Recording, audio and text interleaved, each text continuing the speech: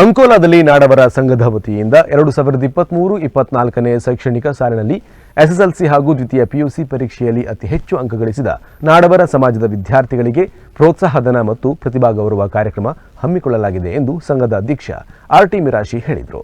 ಪಟ್ಟಣದ ಗಾಂಧಿ ನಿವಾಸದಲ್ಲಿ ನಾಡವರ ಸಂಘದಿಂದ ನಡೆದ ಮಾಧ್ಯಮಗೋಷ್ಠಿ ಉದ್ದೇಶಿಸಿ ಮಾತನಾಡಿದ ಸಂಘದ ಅಧ್ಯಕ್ಷ ಆರ್ಟಿ ಮಿರಾಶಿ, ನಾಡವರು ಜನಸಂಖ್ಯೆಯಲ್ಲಿ ಕಡಿಮೆ ಇದ್ದರೂ ಸಾಂಸ್ಕೃತಿಕ ಮತ್ತು ಶೈಕ್ಷಣಿಕವಾಗಿ ಮುಂದುವರೆದ ಸಮಾಜವಾಗಿದೆ.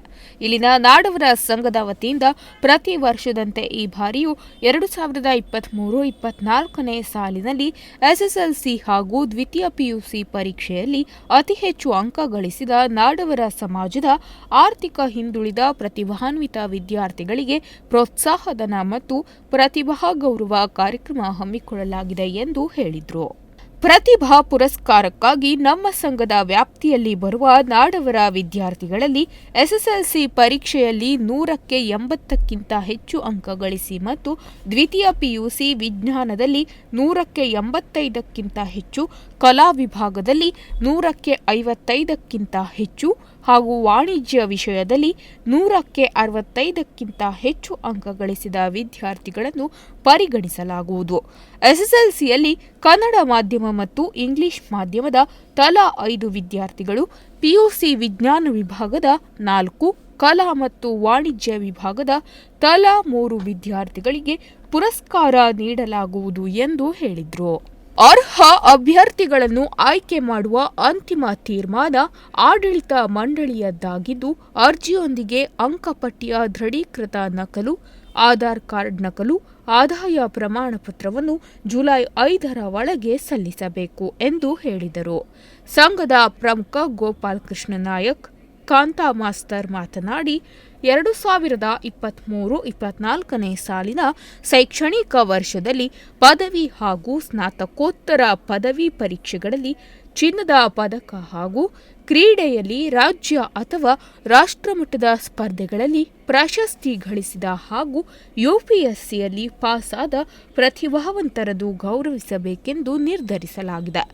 ಸಂಘದ ಪ್ರತಿಭಾ ಪುರಸ್ಕಾರ ಮತ್ತು ಗೌರವ ಸಮರ್ಪಣೆ ಕಾರ್ಯಕ್ರಮಕ್ಕಾಗಿ ವಿದ್ಯಾರ್ಥಿಗಳು ಜೆರಾಕ್ಸ್ ಅಂಕಪಟ್ಟಿಯೊಂದಿಗೆ ಹಾಗೂ ಚಿನ್ನದ ಪದಕ ಪಡೆದ, ಕ್ರೀಡೆಯಲ್ಲಿ ರಾಜ್ಯ ಅಥವಾ ರಾಷ್ಟ್ರಮಟ್ಟದ ಸ್ಪರ್ಧೆಗಳಲ್ಲಿ ಪ್ರಶಸ್ತಿ ಗಳಿಸಿದ ಪ್ರತಿಭಾವಂತರು ತಮ್ಮ ಹೆಸರು, ವಿಳಾಸ ಮತ್ತು ಮೊಬೈಲ್ ಸಂಖ್ಯೆಯನ್ನು ಸೂಕ್ತ ದಾಖಲೆಯೊಂದಿಗೆ ನಮ್ಮ ಸಂಘಕ್ಕೆ ಅರ್ಜಿಯನ್ನು ನೀಡಬೇಕು ಎಂದು ಹೇಳಿದರು.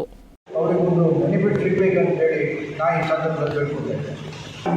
ನಮಗೆ ಗೊತ್ತದೆ, ಸಣ್ಣ ಸಮಾಜ ಆದರೂ ಸಹ ನಾವು ಇಂಥ ಕಾರ್ಯಕ್ರಮವನ್ನು ಮೊದಲಿಂದ ಮಾಡ್ಕೊಂಡು ಬಂದಿದ್ದೇವೆ, ಮುಂದೂ ಸಹ ಇದನ್ನು ಮಾಡ್ತೇವೆ. ಪ್ರತಿಭಾವಂತ ವಿದ್ಯಾರ್ಥಿಗಳಿಗೆ ಇದರಿಂದ ಲಾಭ ಆಗ್ಬೋದು ಮತ್ತು ಒಂದು ಆ ಹುಡುಗರಲ್ಲಿ ಒಂದು ಚೈತನ್ಯ ಮೂಡುವಂಥ ಭಾವನೆ ನಮ್ಮಲ್ಲಿದೆ. ಆ ದಿಶೆಯಲ್ಲಿ ನಾವು ಎಲ್ಲ ನಮ್ಮ ಸಂಘದವರು, ಎಲ್ಲ ನಮ್ಮ ಸಂಘದ ಕಾರ್ಯದರ್ಶಿಗಳಾಗಿರ್ಬೋದು, ಉಪಾಧ್ಯಕ್ಷರಾಗಿರ್ಬೋದು ಹಾಗೂ ಎಲ್ಲ ಸಂಘದ ಗೌರವಾನ್ವಿತ ಸದಸ್ಯರು ಸಹ ಇದಕ್ಕೆ ಪಾಲ್ಗೊಂಡಿದ್ದಾರೆ.